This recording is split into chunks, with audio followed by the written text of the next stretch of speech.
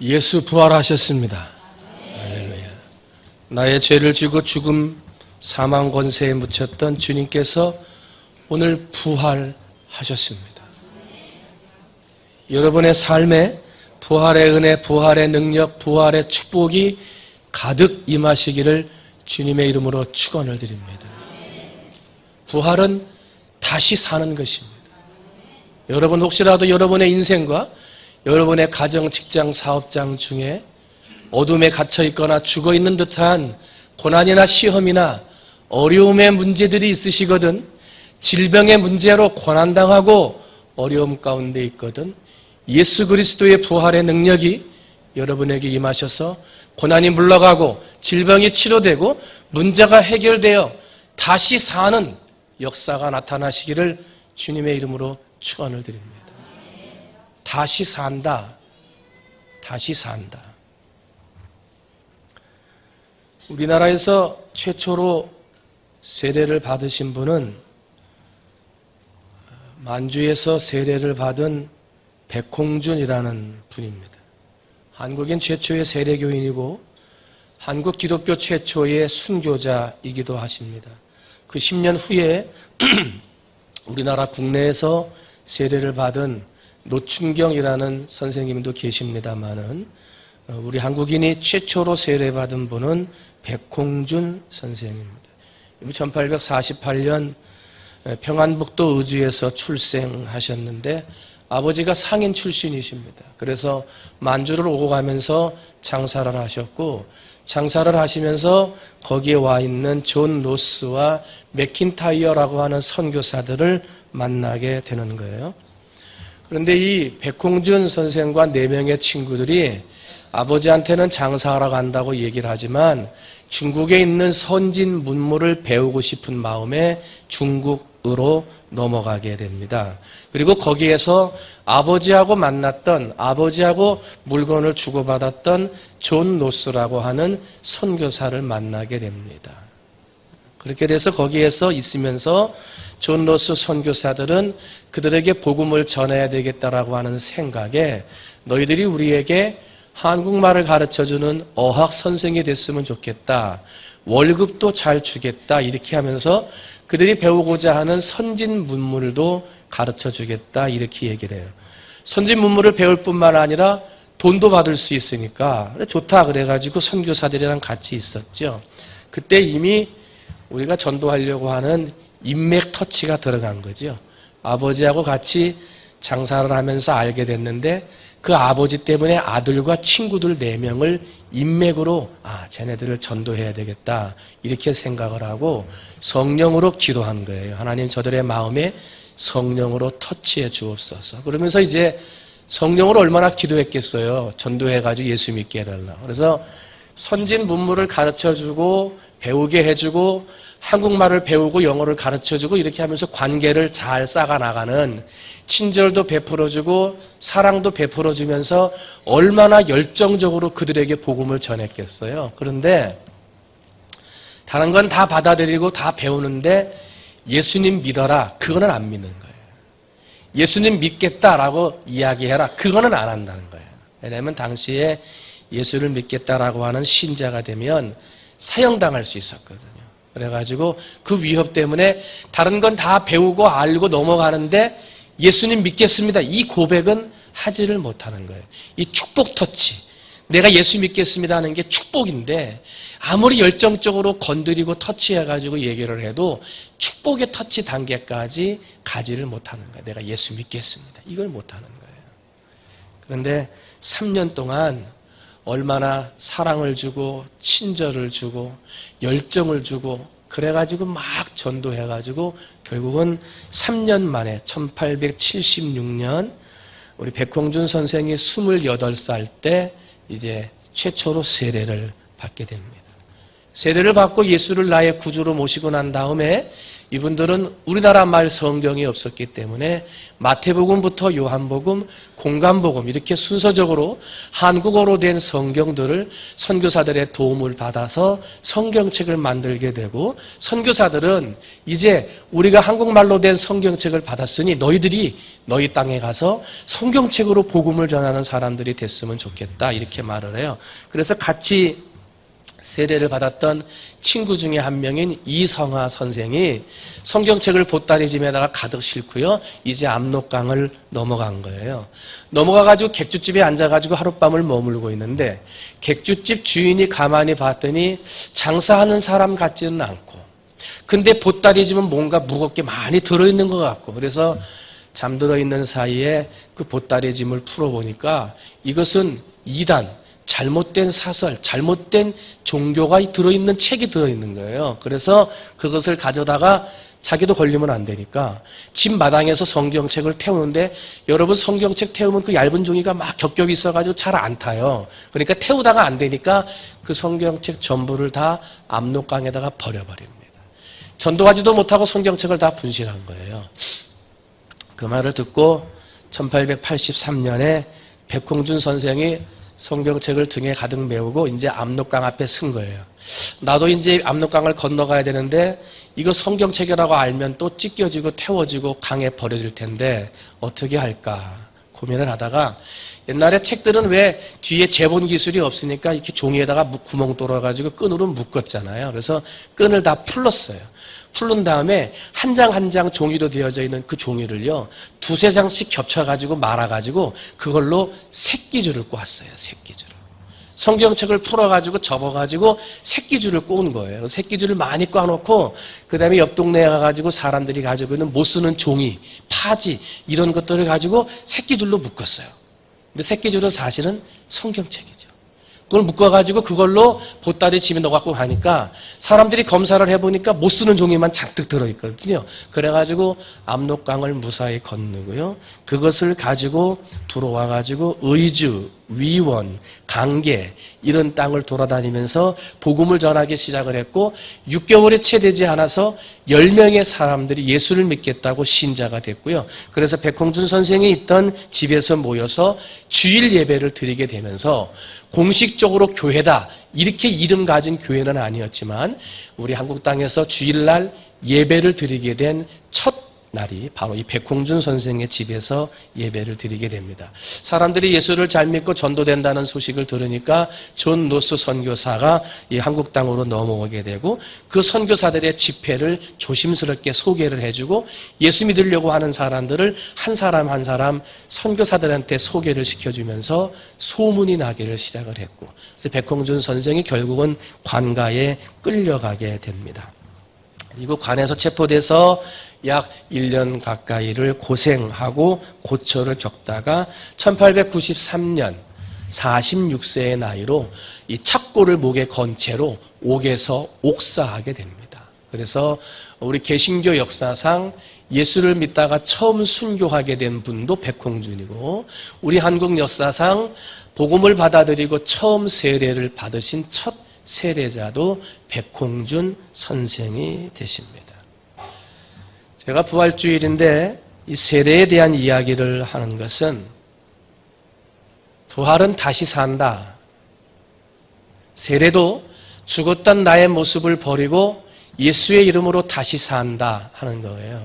그래서 오늘 우리 두 분의 성도님이 세례를 받는 날이고, 오늘 이 자리에 앉아있는 우리 성도들 모두가 다 예수의 이름으로 세례를 받은 분들이기 때문에, 언제 세례를 받았느냐, 오늘 받느냐, 일주일 전에 받았느냐, 1년이냐 10년 됐느냐, 그게 중요한 게 아니라 세례를 받고 난 이후에 어떻게 살고 있느냐, 이게 중요한 거예요. 그래서 오늘 다시 사신 부활의 날, 부활절 아침에 세례를 받아 다시 살게 된 우리들이 어떻게 살아야 되는지 그 부분을 좀 여러분과 함께 살펴보려고 합니다.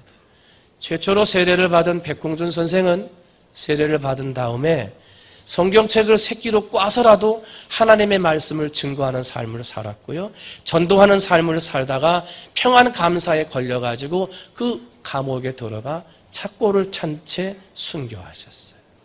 세례받은 사람의 삶은 내게 새 생명 주신, 내가 살게 되신 예수의 이름을 전도하는 거예요. 그게 세례받은 사람의 삶이에요. 사랑하는 성도 여러분, 오늘 세례받는 분이나 이미 세례를 받은 여러분들이 어느 자리에 있든지 나를 다시 살게 하신 예수, 그리고 오늘 죽음을 이기고 부활하신 예수 그리스도를 여러분 증거하고 전도하며 살아갈 수 있는 여러분이 되시기를 주님의 이름으로 축원을 드립니다.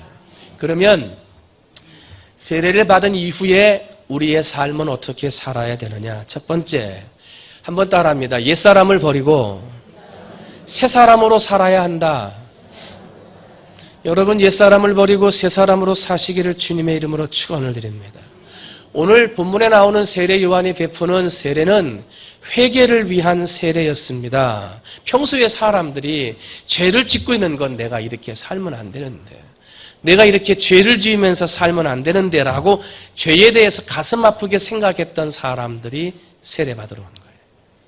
내가 이런 죄를 버리고 새롭게 살아야 하는, 새롭게 사는 사람이 되어야 되겠다라고 하는 마음을 가진 사람들이 세례를 받으러 나왔던 거예요. 지금까지 내가 죄를 지으면서 잘못된 길을 살았지만은, 그러나 그런 옛사람의 길을 청산하고 이제는 새 사람이 되어 살겠습니다. 이렇게 결단하는 사람들이 세례받으러 왔다는 거예요. 오늘 이 자리에 앉아있는 사랑하는 성도 여러분, 여러분들도 이미 이전에 옛사람의 모습을 버리고 새롭게 살겠다고 다짐하고 결단해서 세례를 받으셨습니다. 저는 분명히 믿습니다. 여러분이 그 결단 그대로 옛사람의 모습을 벗어버리고 새 사람의 모습으로 살고 계신 줄 믿습니다. 또한 그렇게 살아가고 계신 줄로 믿습니다. 오늘 세례를 받는 두 분 성도님도 옛사람의 모습을 벗어버리고 새 사람 되어 예수 그리스도의 이름을 증거하며 사는 새 사람으로 덧입는 분들이 되셔야 될 줄로 믿습니다.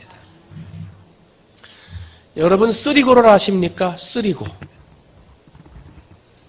그러면 어른들 이렇게 그림책 보면서 왕고요 하시는 그거를 생각할 수도 있는데, 그런 것 말고 오늘 세례를 받고 난 이후에 성도들은 쓰리고의 삶을 살아야 됩니다. 쓰리고의 삶이 뭐냐? 첫 번째 원고는 뭐냐면 불러주고입니다. 한번 따라합니다. 불러주고. 뭘 불러주냐면 이름을 불러주는 거예요. 이름을 불러주는데 그냥 이름만 부르는 게 아니고 직분을 같이 불러주는 거예요. 민경이 목사님, 누구누구 장로님, 누구누구 권사님, 누구누구 집사님, 그리고 아직 직분 받으시 못하신 분들은 누구누구 성도님 하고 불러주는 거예요. 이름을 불러주면 야, 내가 직분 받았다, 나를 자랑하고 내가 지금 교회에서 오래 믿어가지고 이런 직분을 받았어, 이거 자랑하라고 이름 불러주는 게 아니에요. 그거 자랑하라고 이름 불러주는 게 아니라, 이름 불러주고 직분이 붙으면 그래, 내가 저 직분 받기 위해서 세례를 받았는데, 세례를 받을 때 옛사람의 모습을 벗어버리고 새 사람 되어 살겠다고 다짐했는데 그 직분답게 새 사람 되어 살고 있나? 이거를 생각하라는 거예요. 아, 내가 권사지, 내가 집사야, 이거 자랑하라고 이름 불러주라는 게 아니라 그 직분을 불러줄 때 그 이름답게 살고 있는지, 그리고 세례받았을 때 그 다짐대로 옛사람을 벗어버리고 새 사람 된 모습으로 살고 있는지 나를 생각하라는 거예요. 그래서 첫 번째 원고는 불러주고 그거고요. 두 번째는 투고는 뭐냐면 보아주고입니다. 한번 따라합니다. 보아주고. 이름만 불러주고 그냥 이렇게 돌아서서 가는 거예요. 그럼 소용이 없어요. 이름만 불러주고 얼굴도 안 마주치고 그냥 간다? 그러면 거기에는 소용이 없는 거예요. 그래서 이름을 불러주고, 두 번째는 보아주고예요. 얼굴을 맞대고 같이 서로 알아가는 거예요. 저분이 집사님인데 내가 배울 것은 없는가? 저분이 권사님인데 내가 배우고 본받아야 할 것은 없는가? 서로 알아가는 거예요. 부족한 것이 있으면 도와줄 것이 없는가? 격려가 필요하면 격려할 것이 없는가? 힘들고 어려워하면 위로해 줄 것이 없는가? 이것을 보아주는 거예요. 그래서 성도 간의 직분을 가지고 이름을 불러서 서로 불러준 다음에는 서로 보아주는 거예요. 그러면서 서로 상호 격려해주고 서로 위로해주고 서로 축복해주면서 살아가는 거예요. 그게 불러주고예요. 그 다음에 세 번째 마지막 쓰리고는 격려해주고예요. 한번 따라합니다. 격려해주고.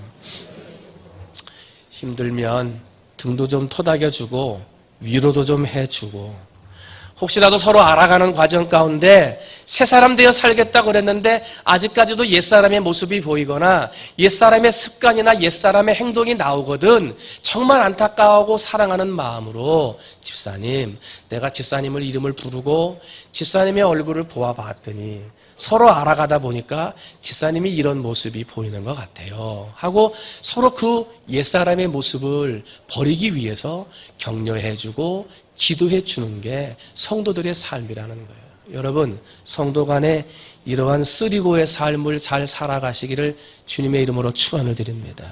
그렇게 한다면 우리 교회가 더 은혜로워지고 성도 간에 더 아름다운 교제가 나타나게 될 줄로 믿습니다. 우리는 세례를 받을 때 고백을 했습니다. 오늘도 문답을 하겠습니다마는 죄를 회개하셨습니까? 예, 회개했습니다. 모든 형태의 악과 불의를 거부하시면서 살겠습니까? 예, 그렇게 살겠습니다. 예수님을 당신의 주님으로 섬기고 살 것을 약속하십니까? 예, 약속합니다. 이런 여러 가지 문답들을 여러분이 다 하셨던 것들을 기억할 것입니다. 그렇게 고백하면서 옛사람을 벗어버리고 새사람이 살겠다라고 많은 성도들 앞에 그리고 교회와 하나님 앞에 약속을 했다 이거예요. 때문에 우리는 세례를 받고 난 이후의 삶이 분명히 달라져야 되는 거예요. 세례를 받고 난 이후의 삶이 분명히 옛사람의 모습을 벗어버리고 새사람 된 모습으로 살아가는 모습을 보여주어야 한다는 거예요. 그런데 요즘에 선교사님들 이번 주간에 좀 우리 교단 선교 대회가 있다 보니까 선교사님들이 좀 여러분이 왔다 가셨어요. 그래서 서울에 있는 교회들 다녀가시면서 설교하시고 서울에 있었던 이야기들을 하시는데 이상한 얘기를 들었어요. 뭐냐 했더니 서울 쪽이나 이런 도시 쪽에 있는 교인들이 요즘에 점을 보러 많이 간다는 거예요. 아예 점이 무슨 미신이냐고 말이지. 대학 가나 어디 가면은 사주팔자 보고 이렇게 텐트 조그만 거 해놓고 거기에서 그냥 돈 10,000원 주면 아예 그냥 심심풀이 땅콩 먹듯이 그냥 아예 보니까 뭐 명줄이 길어요. 뭐 이런 얘기 그냥 해주는 건데 그게 무슨 미신이냐 그러면서 거기를 간다는 거예요. 그러면서 가다 보니까 이게 습관이 돼가지고 거기에다가 좀 사주팔자도 좀 물어보고 또 내가 좀 얼마나 오래 사는지 이런 것도 물어본다는 거예요. 그러면서 거기에다가 어떤 또 뭐 하는 사람들이 당신 뭐 자녀들이 좀 안 좋은 것 같다든지 아니면 당신의 가정에 뭔가 좀 안 좋을 게 있을 것 같다 이런 얘기를 그 자리에서 듣게 되면은 이 빠져가지고 자기도 모르게 점집을 더 자주 간다는 거예요. 그래가지고 점집에 자주 가니까 사주팔자 보러 가가지고 그 사람들이 많대요. 점 보러 오는 사람들이. 그래가지고 점 보러 오는 사람들 뒤에 이렇게 쭉 서 있다가 뒤에서 두 손 모으고 기도한다잖아요. 하나님 좋은 점괘 나오게 해주세요.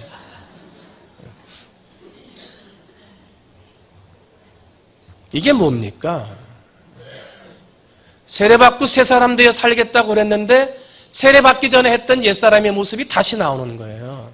세례받기 전에 살았던 나의 육적인 옛사람에 버렸어야 했던 모습이 다시 튀쳐나오는 거예요. 때문에 우리는 살아갈 때 선한 열매를 맺으며 주님이 원하시는 새 사람 된 모습으로 살아야 돼요. 그래서 불러주고 도와주고 격려해주면서 그러한 잘못된 모습이나 옛날에 잘못된 습성이 나오면 지적해주고 사랑으로 기도해주며 바꿔주는 삶을 살아야 되는 거예요. 여러분 그렇게 서로 간에 살아서 세상과 옛사람에 대해서 죽고 하나님에 대해서 새로운 영성과 회복이 되어지는 은혜의 사람들이 되시기를 주님의 이름으로 축원을 드립니다. 맞습니다. 세례를 받으면 예수님 부활하신 것처럼 옛사람에서는 죽고 새 사람으로 부활해야 되는 거예요. 두 번째로 예수님 부활하신 날 또한 나도 새롭게 세례받으면서 부활했던 그날을 생각하며 어떻게 살아야 합니까? 두 번째는 겉사람과 속사람이 깨끗하게 살아야 되는 거예요. 한번 따라합니다. 겉사람과 속사람이 깨끗하게 살아야 한다. 오늘 본문 읽은 마태복음 3장 다 읽지는 않았습니다만은 세례 요한으로부터 물세례가 베풀어지는 것을 볼 수가 있습니다. 세례 요한이 물세례를 베푸니까요 많은 사람들이 와서 세례를 받았고요 예수님도 세례 요한에게 세례를 받았고 또 7절 말씀을 보니까 바리새인과 사두개인들도 세례장으로 오더라 그렇게 기록되어져 있어요. 요한이 많은 바리새인과 사두개인들이 세례 베푸는 대로 오는 것을 보고 그랬어요. 여러분, 세례 베푸는 그 세례터에 온다. 그것은 세례받으러 오는 사람만 오는 거예요. 그죠? 세례받고자 하는 사람, 옛사람의 모습을 버리고 새 사람이 되겠다는 사람, 그 사람들만 오는 거예요. 그런데 지금 바리새인과 사두개인이 세례받으러 오는 것입니까? 바리새인과 사두개인들이 지금 세례터에 오는데 세례받으러 오는 거예요? 그게 아니에요. 세례하면서 지금 사람들이 막 모여있다고 하니까 막 이상한 거 행한다고 하니까 한번 보러 온 거예요. 율법적으로 뭐 잘못된 거 없나 말이지. 자기들이 뭔가 비난하고 핀잔할 것이 없나, 이것을 방해할 것이 없을까, 아마 그런 생각을 하고 세례터에 온 거예요. 왜냐하면 그 뒤에 이 세례세인과 세두개인들이 오는 걸 보고 세례 요한이 질책을 하거든요. 아마 그걸 봤을 때 이 사람들이 세례받으러 온 것이기보다는 아마 염탐하고 뭔가 법에 어긋나는 것 없나, 이거 보러 온 거예요. 바리새인들이 어떤 사람들이에요? 율법을 철저하게 지키는 사람들, 안식일을 철저하게 지키고 11조를 철저하게 하고 일주일에 2번씩 금식하는 사람들, 그러면서 사람들 앞에 나만큼 의롭고 경건하고 하나님을 잘 믿는 사람도 없다라고 생각하는 사람들. 이게 문제예요. 자기들만이 하나님을 제일 잘 믿는다고 생각하는 오만과 교만에 빠진 것이 바리새인들의 문제요, 그들의 죄였던 거예요. 여러분, 항상 조심하셔야 돼요. 예수를 믿은 지 오래되신 분들, 특별히 그러면서 직분을 받아서 하나님의 성전에서 봉사하고 헌신하고 기도하고 예배드리는 일들을 많이 하신다는 분들 조심하셔야 돼요. 내가 우리 교회에서 제일 예배 많이 드리지, 내가 우리 교회에서 제일 많이 봉사하지, 내가 우리 교회에서 제일 많이 기도하지, 이런 거 하면 안 돼요. 오만과 편견이에요. 그것은 문제예요. 그것은 죄예요. 예수님 앞에 책망받았던 바리새인들처럼 나도 그렇게 살면 판단받을 수밖에 없고 책망받을 수밖에 없는 거예요. 왜냐하면 우리의 삶과 신앙과 봉사의 질을 판단하고 결정하시는 분은 내가, 남이 하는 것이 아니라 하나님만 하시는 거예요. 때문에 우리는 내가 스스로를 판단하거나 내가 스스로 남을 판단해서 잘한다 못한다 판단할 수는 없는 거예요. 또 바리새인들은요, 이중인격자입니다. 위선자들이에요. 말로는 그렇다게 합니다. 겉으로는 그럴듯하게 합니다. 법을 지키는 것처럼, 율법을 지키는 것처럼 말하고 그렇지 못한 사람들을 정죄하고 비난합니다. 그러면서 자신들은 입으로 그럴듯하게 깨끗하게 그렇게 말을 하지만 사실은 그 말과 삶은 달랐습니다. 율법을 지키지 않습니다. 의롭게 살지 못합니다. 자기들이 비난받는 그 비난으로 비난을 받아야 하고 자기들이 정죄하는 그 정죄의 칼로 자기들이 정죄받아야 할 위선자들이었습니다. 그래서 예수님으로부터 가장 많은 책망을 받은 사람들이 바로 이 바리새인들입니다. 마태복음 23장 15절을 보면 화 있을진저 외식하는 서기관과 바리새인들이여, 너희는 교인 한 사람을 얻기 위하여 바다와 육지를 두루 다니다가 생기면 너희보다 배나 더 지옥 자식이 되게 하는도다. 성도를 데리고 오면 뭐하냐 말이지. 너희들보다 더 독한 지옥 자식이 되게 만든다는 거예요. 잘못됐다는 거죠. 마태복음 23장 23절 화 있을진저 외식하는 서기관들과 바리새인들이여, 너희가 박하와 회향과 근체의 11조는 들이되 율법에 더 중한 바 정의와 긍휼과 믿음은 버렸도다. 박하, 회향, 근체는요, 사람들이 먹거나 팔고 주고받는 작은 식물이에요. 이 식물들을 받아도 정확하게 11조를 드렸다는 거예요. 그러니까 겉으로 보여지는 11조 예물은 정확하게 드리는데 더 중요한 정의와 긍휼과 믿음은 저버렸도다. 지키지 않는다는 거예요. 마태복음 23장 25절로 28절 화 있을진저 외식하는 서기관들과 바리새인들이여, 잔과 대접의 겉은 깨끗이 하되 그 안에는 탐욕과 방탕으로 가득하게 하는도다. 눈먼 바리새인들아, 너는 먼저 안을 깨끗이 하라. 그리하면 겉도 깨끗하리라. 화 있을진저 외식하는 서기관들과 바리새인들아, 회칠한 무덤 같으니 겉으로는 아름답게 보이나 그 안에는 죽은 사람의 뼈와 모든 더러운 것이 가득하도다.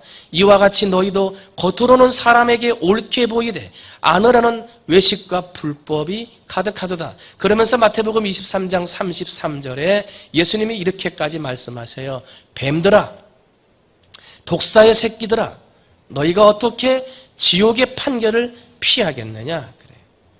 현대처럼 저속한 욕설이 없는 시대에 종교적이고 정치적인 지도자로 높은 지위에 있다 자부하는 사람들에게 저주받은 뱀의 새끼, 뱀의 후손이라고 이야기하는 건 얼마만큼 예수님이 그들을 미워하셨고 그들 속에 있는 더러움을 싫어하셨는지를 알게 되는 거예요.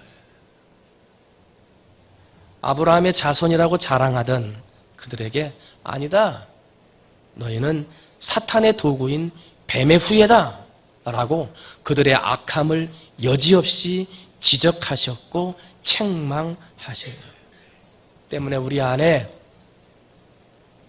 내 안에 겉사람은 그럴듯한데 속사람이 깨끗하지 못한 두 마음을 품고 주를 섬기는 모습이 있으면 바리새인들처럼 똑같이 책망받는 거예요. 때문에 오늘 예수님 부활하신 날, 그리고 세례를 함으로 죽었다가 다시 삶과 같은 새롭게 깨끗하게 태어나는 이 세례를 베푸는 날 아침에 혹시라도 내 안에 잘못된 모습, 겉과 속이 달랐던 모습이 있다고 한다면 그 모습들을 주님 앞에 내려놓고 정직을 회복하고 순결을 회복하고 하나님 앞에 의를 회복하는 여러분들이 되셔야 될 줄로 믿습니다. 사두개인들은 또 어떤 줄 아십니까? 사두개인들은 모세오경만 믿는 사람들이에요. 부활이나 천국은 믿지도 않고요, 내세도 믿지 않고요, 하나님의 심판도 믿지 않고요, 지옥의 멸망도 믿지 않았어요. 무서운 사람들이에요. 그러면 어떻게 살면 되느냐? 그냥 이 땅에서 잘 먹고 잘 살면 된다는 거예요. 그렇게만 살던 사람들이, 이 사람들이 세례터 앞으로 나온 거예요. 예수님이 바리새인과 서두개인들을 책망했듯이 세례 요한도 바리새인과 사두개인들을 책망하는 거예요. 오늘 읽은 본문 말씀 그 전 마태복음 3장 7절로 10절까지 보면 독사의 자식들아, 누가 너희를 가르쳐 임박한 진노를 피하라 하더냐? 그러므로 회개에 합당한 열매를 맺고 속으로 아브라함이 우리 조상이라고 생각하지 말라. 내가 너희에게 이르노니 하나님이 능히 이 돌들로도 아브라함의 자손이 되게 하시리라. 이미 도끼가 나무 뿌리에 놓였으니 좋은 열매 맺지 아니하는 나무마다 찍혀 불에 던지리라. 나는 너희로 회개하기 위하여 물로 세례를 베풀거니와 내 뒤에 오시는 이는 나보다 능력이 많으시니 나는 그의 신을 들기도 감당하지 못하겠노라. 그는 성령과 불로 너희에게 세례를 베푸실 것이요 손에 키를 들고 자기의 타작마당을 정하게 하사 알곡은 모아 곳간에 들이고 쭉정이는 꺼지지 않는 불에 태우시리라. 너희들은 쭉정이다. 버려져 불에 태워질 것이라. 왜 이렇게 사두개인들을 무섭게 책망하십니까? 그들은요, 회개하지 않았어요. 잘 먹고 잘 살면 된다라는 생각만 가지고요, 회개하지 않는 삶을 살았던 거예요. 여러분, 회개하지 않으면요, 죄사함 받을 길이 없어요. 회개하지 않으면요, 자기가 지은 죄를 스스로 짊어지고 가야 돼요. 회개하지 않으면요, 용서받을 길이 없고요, 회개하지 않으면 하나님의 진노와 심판을 면할 길이 없는 거예요. 회개하지 않으면 하나님의 구원의 복음도 받아들이지 않고요, 회개하지 않으면 영원한 생명을 받을 수도 없고요, 회개하지 않으면 부활, 다시 살 수도 없는 거예요. 때문에 사두개인들을 보고 세례 요한이 그렇게 질책하는 거예요. 회개하라. 겉사람과 속사람이 같아야 되는데 혹시 겉사람은 그럴듯한데 속사람은 더럽다든지, 겉으로는 그럴듯하게 말하면서 속사람은 그렇게 하지 못한 모습이 있으면 회개해야 돼요. 회개하지 않고 예수 믿으면 사두개인들에게 부르짖었던 요한의 책망이 오늘 나에게 하는 책망의 말씀이 되는 거예요. 때문에 세례받은 다음에 어떻게 살았느냐? 겉사람과 속사람이 똑같이 아름답고 깨끗하고 의롭고 정의롭고 하나님의 말씀 앞에 딱 순결한 모습으로 살았느냐? 혹시라도 그렇게 살지 못한 모습이 있다면 오늘 부활하신 날, 세례받아 새롭게 깨끗함을 받아야 하는 그날에 여러분 회개하시기를 주님의 이름으로 축원을 드립니다. 세례를 받는 것은 물로 씻는다, 물에 잠긴다, 새롭게 태어난다 하는 뜻이에요. 여러분 물속에 한번 빠져보셨습니까? 저는 물속에 한번 빠졌던 경험이 있어서 죽을 뻔했습니다. 그래서 제가 물을 싫어합니다. 그래서 수영도 잘 못하고요, 배도 잘 못합니다. 물속에 들어가면 2분 이상을 견디지 못하죠, 사람들이. 오래 있으면 죽는 거예요. 세례는 죽음을 의미합니다. 세상 욕망이 죽는 거예요. 세례는요, 내 옛사람을 죽이는 거예요. 겉과 속에 더럽게 묻어있던 것들을 물속에 잠가서 죽이는 거예요. 놀고 먹고 마시고 즐기고 육체적으로 즐겁게 살려고 하는 옛사람의 모습을 죽이는 거예요. 그게 세례예요. 내가 하나님을 제일 잘 믿지라고 생각하는 오만과 교만의 모습을 물속에 담가 죽이는 게 세례예요. 이 세상에서 출세하면 되지. 잘못한 죄의 모습이 있어도 회개하지 않았던 모습들을 세례받는 날, 세례받았던 그날 물속에 잠가 다 죽이는 거예요. 여러분, 그렇게 죽여야 돼요. 그게 세례의 의미예요. 그게 세례받은 사람이에요. 그런데 죽은 것으로 끝납니까? 물속에 들어간 거로 끝나요? 아니에요. 세례는 물속에 들어간 다음에 다시 올라오죠. 그걸 침례라고 그러잖아요. 우리는 침례를 하지 아니하고 침례와 비슷한 머리 위에 물을 얹어서 물속에 담갔다 들어온 의미를 부여해 줘요. 어쨌든 물속에 잠기는 건 죽음이고요. 물속에서 올라오는 건 다시 사는 거예요. 그러므로 세례를 받은 사람은 죽었다가 다시 산 거예요. 예수님이 무덤에서 죽었다가 3일 만에 다시 부활하신 것처럼 오늘 세례를 받았던 우리는 죽음 가운데 내 모든 옛사람과 모든 죄악들을 죽여버리고 이제는 성령의 영으로 새롭게 입은 그리스도의 옷을 덧입고 새 사람 되어 다시 사는 거예요. 그게 세례 받는 거예요. 그래서 세례 받는다는 정확한 뜻은 죽었다가 다시 산다. 이게 세례예요. 부끄러웠던 나의 과거를 정화해 주신 예수님과 함께 사는 게 세례예요. 놀고 먹고 마시고 즐겁게만 살았던 내 삶을 이제 버리고 예수의 복음을 증거하고 예수의 사랑을 나누고 다시 부활하신, 나도 다시 살게 해주신 예수의 이름을 증거하며 사는 것, 그것이 바로 세례예요. 오만과 겸손을 죽이고 오만과 교만을 죽이고 겸손과 순종으로 새롭게 사는 게 바로 세례인 거예요. 여러분은 그런 세례를 받으셨어요. 그리고 오늘 두 분은 그런 세례를 받을 거예요. 오늘 이 자리에 머리 숙인 사랑하는 성도 여러분, 세례를 받은 우리에게 주님은 묻습니다. 옛사람을 버리고 새 사람으로 살고 있느냐 물으셔요. 세례받은 이후에 시간이 많이 지났는데 겉사람과 속사람이 깨끗하게 그렇게 살고 있느냐 물으시는 거예요. 그렇게 살지 않고 그렇게 살지 못해서 하나님 앞에 책망받는 사람 없도록, 혹시라도 그런 잘못된 모습이 있었다면 오늘 이 아침 하나님 앞에 회개하시기를 주님의 이름으로 축원을 드립니다. 백홍준 선생, 예수 그리스도의 성경책, 그것을 새끼줄로 꼬아서 가지고 가서 주의 복음을 전하고 선교사들의 전도의 현장을 돕는 조사의 역할을 감당하며 살다가 옥사하셨습니다. 오늘 우리의 삶이 어떠한 삶이어야 되는가?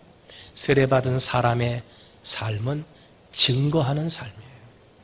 다시 사신 예수를 증거하고 죽었다가 다시 산 나의 모습을 증거하는 거예요.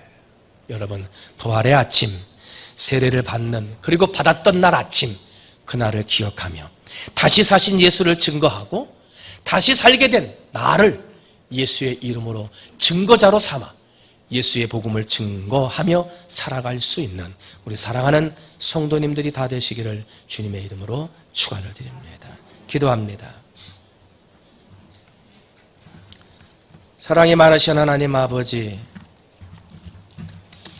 예수님이 부활하신 거룩한 부활절 날 아침에 부활의 기쁨을 누리며 뿐만 아니라 내가 죽었다가 다시 산 세례를 기억하며 세례에 대한 말씀을 들었습니다.